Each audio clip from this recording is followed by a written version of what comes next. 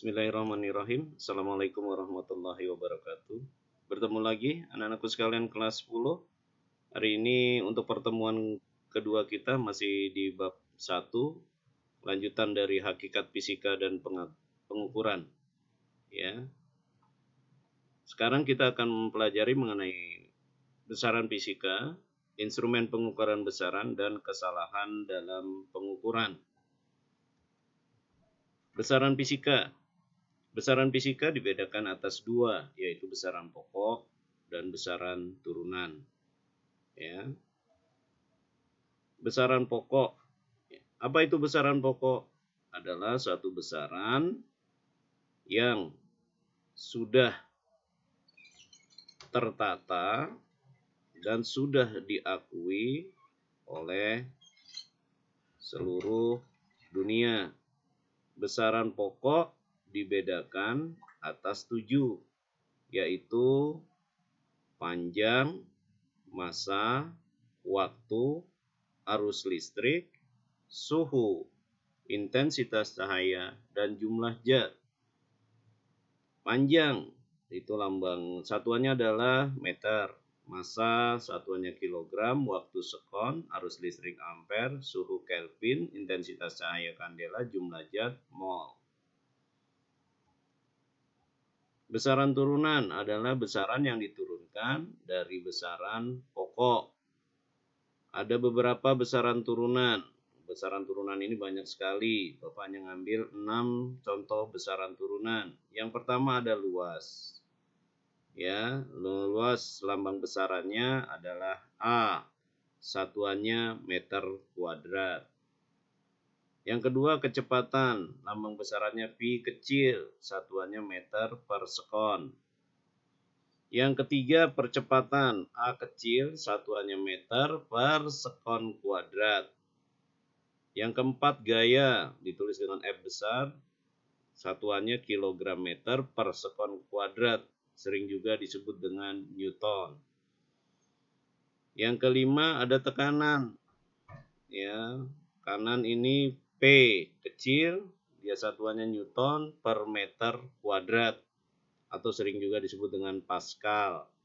Yang keenam massa jenis, lambang besarannya Rho, satuannya kilogram per meter kubik. Konversi, ini Anda udah tahu lah, panjang, volume, laju, sudut, gaya, energi. Daya ini Anda nanti hanya mengingat saja. Lanjut, instrumen pengukuran besaran. Instrumen pengukuran besaran ya, itu dibedakan atas. Yang pertama instrumen pengukuran panjang. Contohnya seperti mistar. Ini Anda bisa lihat, atau penggaris. Ya, jadi bisa dilihat untuk pengukuran tersebut harus teliti dan tegak lurus untuk mengukur tersebut, ya. Seperti A ini kayak mistar, yang B paralaks pada mistar. Jadi banyak pengukuran, satu bisa dari samping, dari tengah, dari samping sebelah kanan. Lanjut, yang kedua alatnya selain mistar ada jangka sorong. Anda bisa lihat ini, ya, jangka sorong ini mempunyai dua rahang, rahang tetap dan juga rahang sorong yang bawah.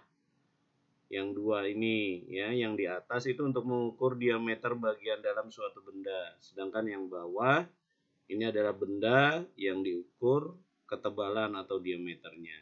Jadi fungsi jangka sorong untuk mengukur ketebalan dari suatu benda. Ya, di sini jelas. Kita lihat, berarti jangka sorong dan bagian-bagiannya Anda harus melihat di sini ada skala nonius dan juga ada skala utama.